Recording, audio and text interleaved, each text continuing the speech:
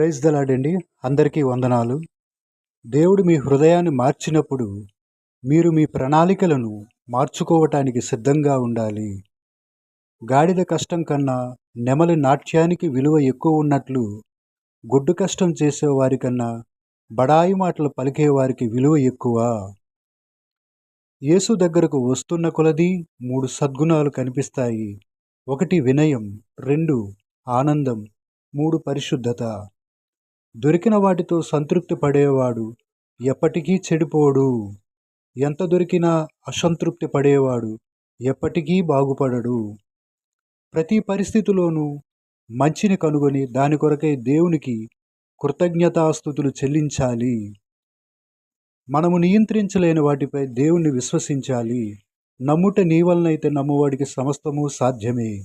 నీవు పొందుకున్న ప్రతి ఆశీర్వాదం దేవుని కొరకు